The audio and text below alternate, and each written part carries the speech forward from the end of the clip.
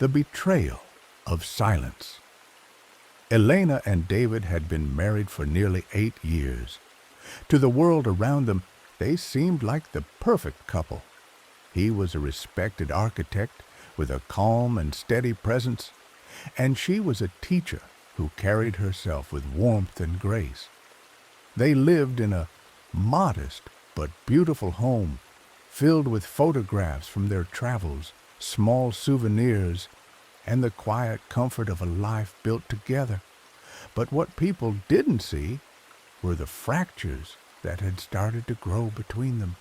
David often worked long nights at his firm, his thoughts consumed by deadlines and projects. Elena, though supportive, felt the emptiness of evenings spent alone, her laughter echoing in a house that seemed quieter every year. It was during one of these quiet stretches that Alex entered more prominently into her life.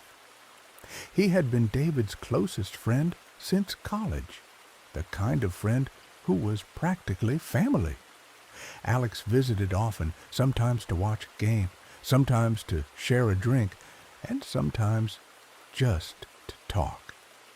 He was charming, carefree, and always attentive in a way that David no longer seemed to be.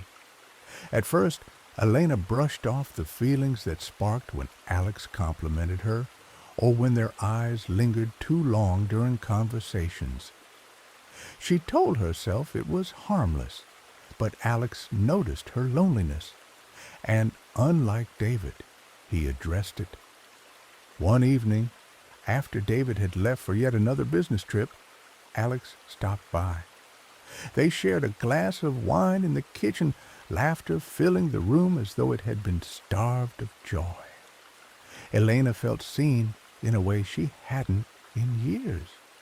When Alex's hand brushed against hers, she didn't pull away. The silence that followed was thick, trembling with unspoken desire, and when they kissed, it was both inevitable and unforgivable. What began as a single moment of weakness stretched into weeks of stolen afternoons and secret messages. Elena lived in two worlds, one where she was the loyal wife, and one where she surrendered to passion and the dangerous thrill of secrecy. But secrets have a way of surfacing. David noticed the changes, the distracted smiles, the way Elena's phone never left her side, the evasiveness in her eyes when he asked simple questions. He wanted to believe it was stress, or maybe his own fault for being so consumed by work. Still, the suspicion gnawed at him. The truth finally came on a stormy night when David returned home earlier than expected from a canceled meeting. He found Alex's jacket draped over the chair in the living room. The air was heavy, the silence louder than any thunder outside. And then he saw them, Elena and Alex, startled, standing too close, guilt written across their faces like an undeniable confession. The betrayal cut deeper than words could capture. For David, it wasn't just the loss of trust in his wife, but the shattering of brotherhood with his closest friend.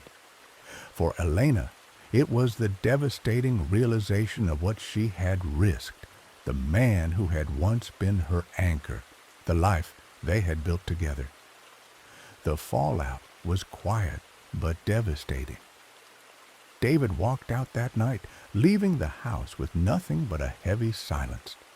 Elena cried into the emptiness, knowing that no amount of regret could undo what she had done. Alex, ashamed and restless, distanced himself soon after. Whatever fire had burned between him and Elena couldn't survive the wreckage it had caused. In the end, Elena was left alone in the house that once held love, now echoing with ghosts of laughter, trust, and everything she had destroyed.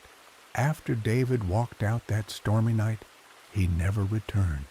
The silence that fell over Elena's home was heavier than any argument, more final than any slammed door. He moved into a small apartment across town, speaking only through a lawyer when it came time to discuss separation. Alex vanished too. Whatever bond he and Elena thought they had was crushed beneath the weight of betrayal.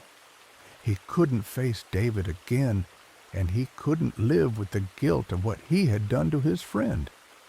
Within weeks, he stopped answering Elena's calls, his presence fading like a ghost. Elena was left alone in the ruins. Days blurred into nights. The once warm home became a museum of memories, framed photographs of vacations, anniversary gifts, and the life she had shattered with a single choice. At school, colleagues noticed her fading smile.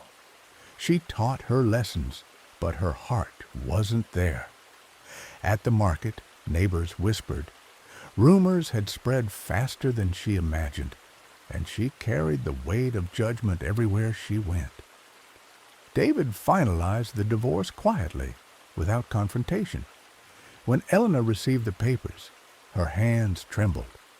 It was over. The man who once held her through storms now regarded her only as a closed chapter, someone he used to know. Years later, Elena would still find herself tracing the outlines of their old photographs, wondering how things could have been different if she had just